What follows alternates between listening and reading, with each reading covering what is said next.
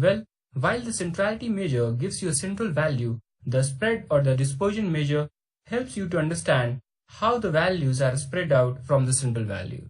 So the data spread will give you an idea about the variability in the data, means how similar or dissimilar values are there in the given data set. If all values in the data are similar, then all will be around the central value only. But if the values in the given data are very dissimilar, then they will be spread out from the central value. So now we have made some background about the dispersion measure.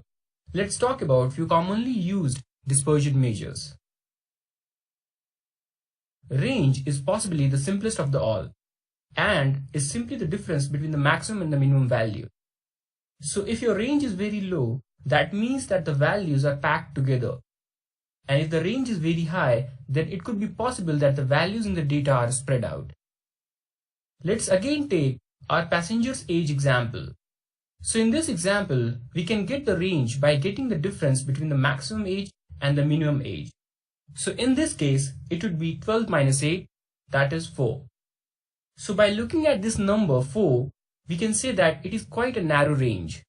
So the values should be very closely packed, means the values in the list are quite similar to each other. This is great because by having just one number, we can get some information about the variability in the data. But the problem with the range is quite similar to that of mean. That is, it is easily affected by extreme values. So just like the previous example, let's suppose we have one more individual in our list with an age value of 98. And now if we calculate the range, it bumps to 90 from 4. So if you were given just one value of 90 as a range, you may be tempted to infer that the values in the data are very dissimilar as the range is very high.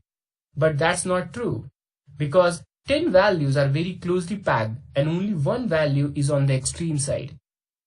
So bear such issues in mind when you are using the range metric. So what are the other dispersion measures? Well, instead of the range, you can also use percentiles as a measure of dispersion. So what is percentile? Well, if for a certain set of values, x percentile is y, then it means that the x% of values in the data will be below y.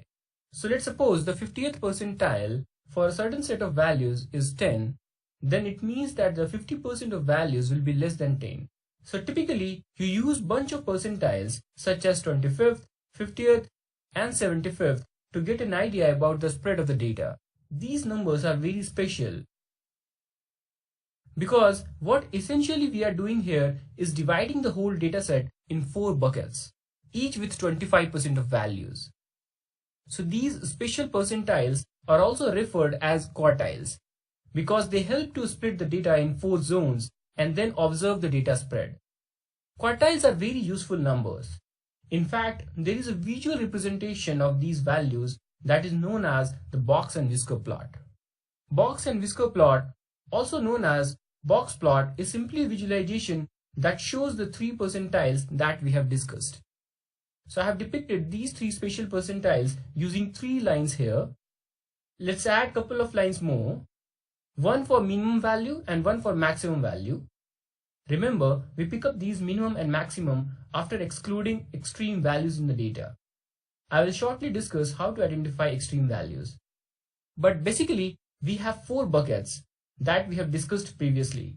Next, create a box that ranges from 25th percentile to 75th percentile.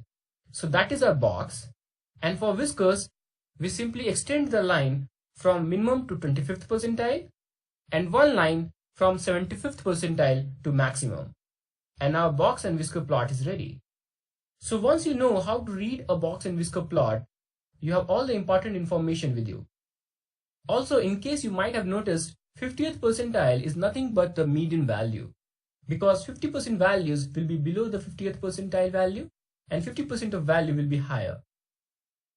Another very useful number is interquartile range or IQR, which is nothing but the difference between the 75th percentile and 25th percentile. So IQR is basically the height of the box. Sometimes you will also see few dots after the whiskers in the box plot. These dots represent extreme values, also known as outliers.